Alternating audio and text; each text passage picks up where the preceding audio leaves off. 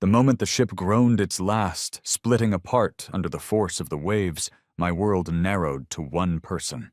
I found Clara, my fiancée, her face a mask of terror, and pushed my life jacket into her hands, securing it myself before a rogue wave tore us apart. My head connected with something brutally hard, and the dark, churning water turned a shade darker around me. The next thing I knew, I was waking up to the sterile beep of a hospital monitor, my head wrapped tightly in bandages that were already stained with blood from the emergency surgery. When Clara finally came to visit, I decided to play a small, foolish prank. I figured a little levity after a near-death experience couldn't hurt. "I seem to have lost my memory," I joked, a weak smile on my lips. To my utter shock, she didn't rush to my side or play along. Instead, she took my brother Mark's hand, which he had extended to her, and her voice was steady as she delivered a line that shattered my reality. "I'm your brother's fiancé, Alex. That makes you my brother-in-law."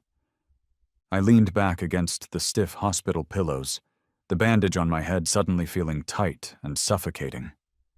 My gaze flickered between her hand, so securely held in my brother's, and their faces. They looked like two villains from a poorly written play, standing over the hero they had just vanquished. I had just clawed my way back from the brink of death, and Clara couldn't even meet my eyes. She glanced at Mark, saw the faint redness in his, and her expression hardened with a resolve that chilled me to the bone. "Yes," she repeated, "you're my brother-in-law." Mark nodded, his face a picture of feigned sympathy. "Don't worry about a thing, Alex.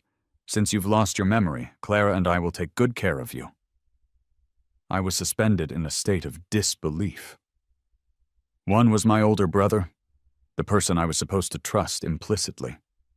The other was the woman I loved, the one I had planned to spend the rest of my life with.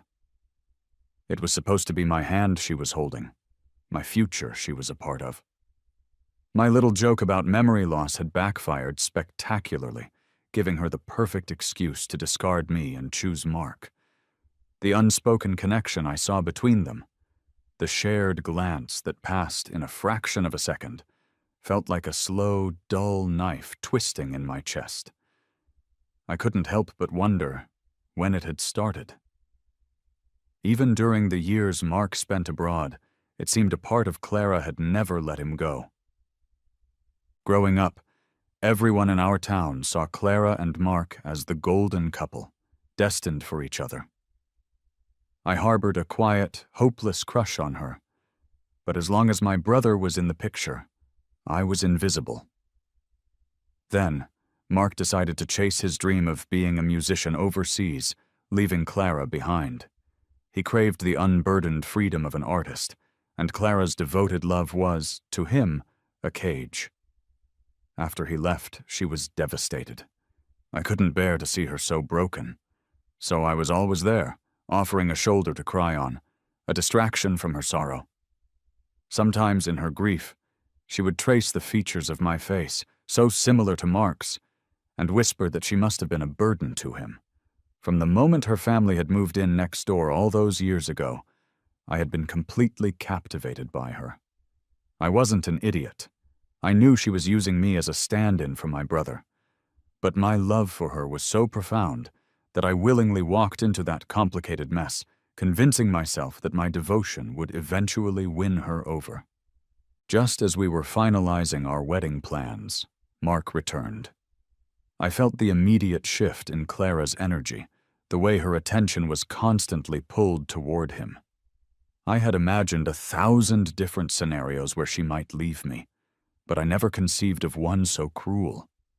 Had she, in that terrifying moment in the ocean, as I gave her my only chance of survival, been worried for me at all? Or was she secretly hoping I would disappear for good, clearing the path for her to be with Mark? After they delivered their verdict on my new identity, they left together. I quietly slipped out of my room and followed them down the sterile corridor. I saw what I had been dreading. There, in the middle of a busy hospital hallway, Clara and Mark shared a deep, passionate kiss. I shrank back into the shadows, the physical throb in my head drowned out by the suffocating ache in my heart. I couldn't comprehend how Clara, the woman I had risked everything for, could be so heartless, trampling on my feelings to get back to my brother. Later, when my parents came to visit, I thought they would surely put an end to this absurd charade. Instead, I was stunned when they went along with the lie. "Dad, Mom," I began, my voice hoarse. "Is Mark really engaged to Clara?" I already knew the answer, knew how they had always favored their firstborn, but I had to hear them say it. My father looked away, a flicker of discomfort on his face, but my mother was quick to respond. "Of course, Alex. You've forgotten because of your injury. Clara has always loved your brother. They're meant to be—" I stared at Clara, my expression blank. "Really? Then, Clara, could you tell me why I was injured?" For a brief moment, her composure faltered. I saw a flash of the shipwreck in her eyes, the moment I forced the life jacket on her, the waves crashing over me. But she pushed it away. "It was nothing much," she said dismissively. "There was a shipwreck. That's how you got hurt." My heart, which I thought couldn't break any further, splintered into a million pieces. My sacrifice meant nothing to her. I had always believed that even if she saw me as Mark's shadow, my persistent, unconditional love would eventually carve out a small space for me in her heart. Now I understood. In her eyes, I was just a convenient, naive fool. After my discharge, I was plunged into a world built on lies. Mark's ambition was far greater than I had ever realized. Despite his years abroad, he had little to show for his supposed music career. The day I heard Clara happily telling a friend that Mark had bought her a new house, the very house I had purchased and meticulously furnished for our future together, my world tilted on its axis. Every photograph of us that had once adorned the walls had been replaced with pictures of her and my brother. One evening, I overheard my parents talking. "Honey," my father said, his voice low, "Alex is our son too. Isn't it wrong to deceive him like this?" My mother's reply was nonchalant and cut me deeper than any knife. "What's so wrong about it? Look how hard things have been for Mark since he returned with nothing. As his brother, Alex should help him. Besides, we aren't really lying. Clara always loved Mark. We're just helping to set things right." I pressed my hand against my mouth, stifling the choked sobs that threatened to escape. It turned out that in everyone's eyes, Mark and Clara were the rightful couple. Mark got everything, our parents' doting affection, and now, the woman I loved.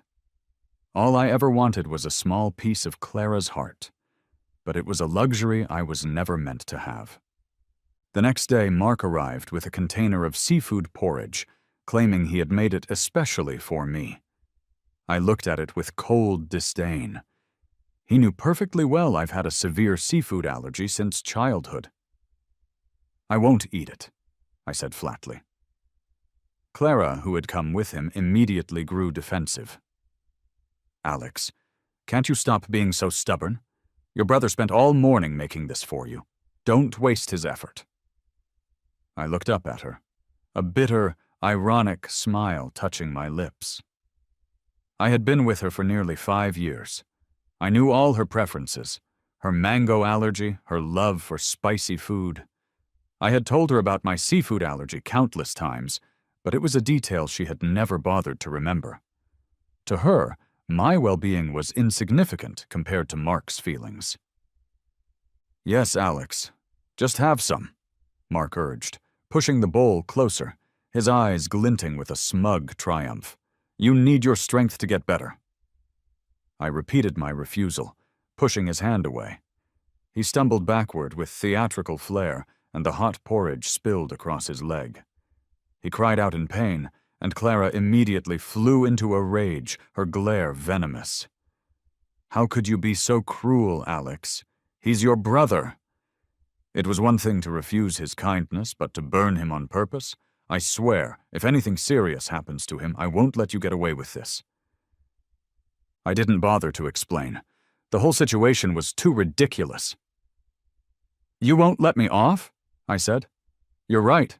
After all, he's your fiancé. It's only natural for you to take his side. Her eyes flickered with a hint of guilt, but Mark quickly grabbed her hand. Clara, don't blame him. He didn't mean it. I just wasn't holding the bowl steady. Hearing his false magnanimity, Clara shot me a look of pure disgust. People like you don't deserve to have a family, she spat, before carefully helping Mark out the door to go to the hospital. She was wrong. The love of my family had never belonged to me. It was always reserved for my brother. When my parents heard what happened, they rushed over to berate me, calling me a selfish and ungrateful monster. Watching them, so aggressive in their defense of Mark, a profound exhaustion settled over me. They never considered that in all the years Mark was away, never once calling them, it was I, their selfish son, who had cared for them. I didn't want to argue anymore. I simply asked them to leave. Growing up, right or wrong, they had always sided with Mark. That night, listening to my parents and Clara fussing over him in the living room, I felt like a complete outsider in my own home. A few days later, Clara came to see me. Mark and I are planning to get married, she announced. When we do, we'll need you as his brother to help with a lot of things. I stood up, a bitter smile twisting my lips. Really? So, does that mean I'll have to start calling you sister-in-law? Her face flushed. I remembered all the times I had proposed to her over the years, how she always said she wasn't ready. The irony was suffocating. The moment my brother came back, she was more than ready to step into the role of his wife. Whatever, she said. Tomorrow your brother and I are going to take our wedding photos. He wants you to come with us. She left quickly, as if my presence was something to be feared. At the bridal shop, I watched as an assistant pulled back a curtain, revealing Clara in a breathtaking white gown.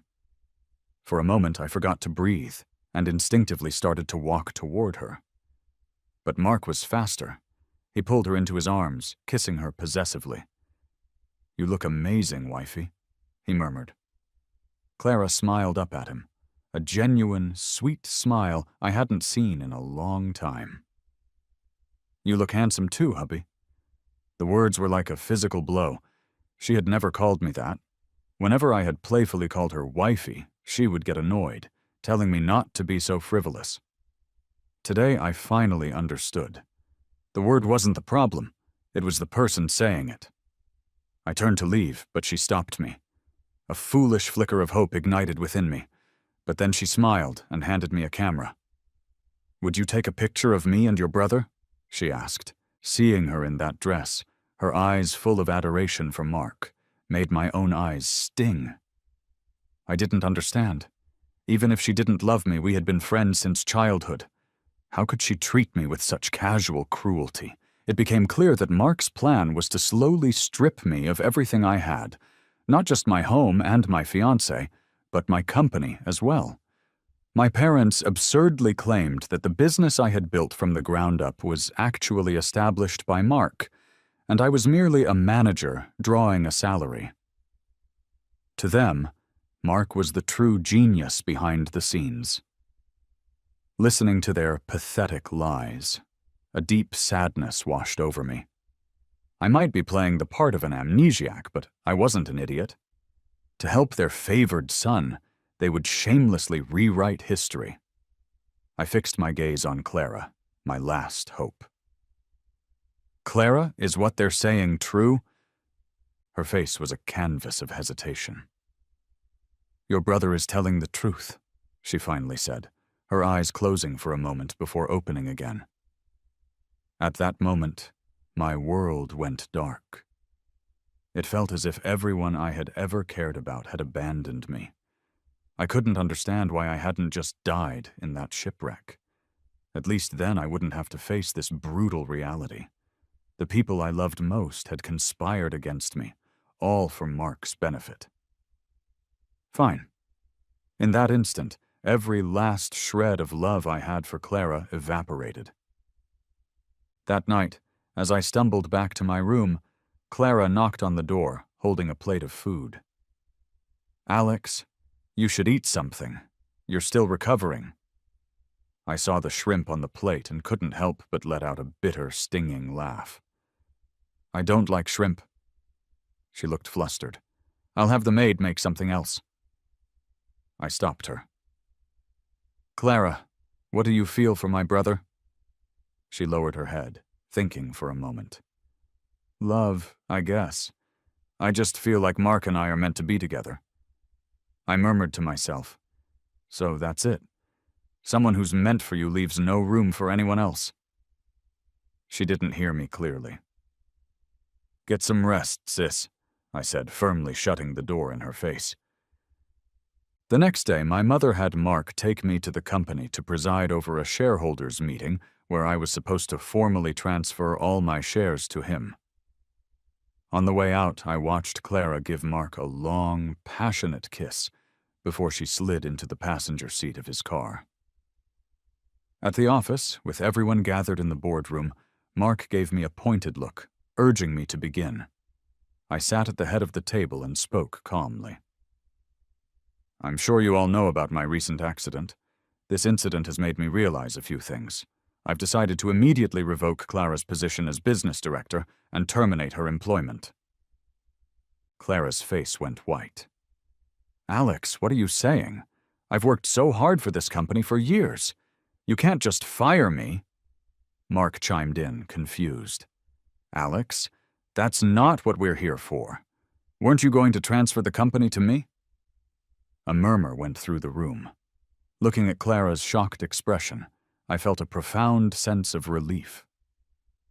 "Clara," I said with a small smile, "let's call off our engagement. Also, I never had amnesia." "No way," she whispered, her face ashen as she stumbled to her feet, grabbing my hand. "Alex, it's not what you think." My gaze turned to ice. "Enough, Clara, I understand. You love my brother. I'll make it easy for you." Mark, ever the hero, stepped forward. "Alex, how can you talk to her like that? Everything she did was for me. If you're going to blame someone, blame me." He then had the audacity to add, "Besides, if I hadn't left the country, you never would have had a chance with her. And do you really think you could run a company this big without our parents' help?" I laughed, a bitter, hollow sound. "Dear brother, after all these years, you're still so full of it. Should I remind you how you abandoned our family and your girlfriend to chase some ridiculous music dream, taking most of our family's savings with you?" Clara bit her lip. "Alex, don't go too far. He's still your brother." Sarcasm dripped from my voice. "Yes, he's my brother, but this company is mine. There's only one boss here, and it's me." I pointed to the faint scar on my forehead. "You know, Clara, when my head hit that rock, the only thing I could think about was you. I was terrified I'd die without seeing you again. And what did you do? The moment I escaped death, you had the cruelty to tell me I was your brother-in-law. What a joke." "I'm sorry, Alex, but I cut her off. "Enough. As you wish, the engagement is off." I had security escort both of them out. That night my parents called, my mother's voice a furious shriek in my ear. "Are you out of your mind? How could you embarrass your brother like that? Don't you forget, Clara was his girlfriend first." I listened to her tirade, then calmly asked, "Mom, if it's such a small matter, why don't you ask Dad how he'd feel if you got back together with your ex-boyfriend? See if he'll smile and bless you." My father's enraged shout came through the phone before I hung up, feeling a strange sense of peace. I had been through hell. From now on, I would only live for myself. I had the real estate agency put the house I'd bought for Clara and me on the market. I wasn't surprised when she stormed into my office, furious. "How could you sell that house? That was our home. We designed it together." Her eyes were red with tears. "In the past, this would have broken me. Now I just watched her cry and chuckled. "What are you laughing at?" she snapped. "I'm laughing because I'm wondering in what capacity you're speaking to me. As my ex-fiancée or my sister-in-law?" She looked ashamed. "I know you're mad at me, but that house holds all of our sweetest memories." I smirked. "And you were perfectly fine moving into it with my brother?" She was speechless, eventually promising she wouldn't see Mark anymore. Just then, my assistant informed me that a candidate for the commercial director position was here. As I walked past Clara, I said nonchalantly, "Once the love and the engagement are gone, what are you to me?" She froze, her face pale, as I walked out without a second glance. In the meeting room, the interviewee was hiding her face behind a folder. "Miss," I said, frowning, "is there a reason you can't show your face?" A playful voice replied, "Just wondering if my old classmate can still recognize me by my voice." The voice was familiar. She lowered the folder. "Long time no see, class president." Her bright smile and elegant features finally clicked. "Sophie, it's you." She teased me about not recognizing her, and I was genuinely impressed by her resume. The girl I vaguely remembered as a slacker had become an accomplished professional. After a brilliant interview, I hired her on the spot. As she was leaving, we shook hands, but Clara burst in, pointing at Sophie. "Is she my replacement? You'll regret this, Alex." Before I could respond, Sophie scoffed. "I can, and I will, do a much better job." She then calmly dismantled every project Clara had ever managed, pointing out how many of them were detrimental to the company. "I have a PhD from Harvard and have worked at top national firms," Sophie concluded. "My qualifications far exceed yours." Clara, stunned into silence, looked at me for support. "Alex, are you going to let her insult me?" I sneered. "She's telling the truth. I know how much money you've skimmed from this company over the years to fund my brother's lifestyle. The only reason you're not in jail is because of my last shred of pity." She turned pale and left, looking utterly defeated. "Wow, Mr. Class President," Sophie said with a grin. "You finally opened your eyes." A few days later, my mother, furious that I was ignoring her calls, started sending women to my office for blind dates. One afternoon, a girl and her mother barged in, demanding I take responsibility because my mom had promised a marriage. Just as I was about to call security, Sophie grabbed my hand. "Madam," she said coolly, "while I understand your eagerness to marry your daughter off, Alex already has a girlfriend." I raised an eyebrow. "He does?" the mother challenged. "And his girlfriend," Sophie announced, "is me."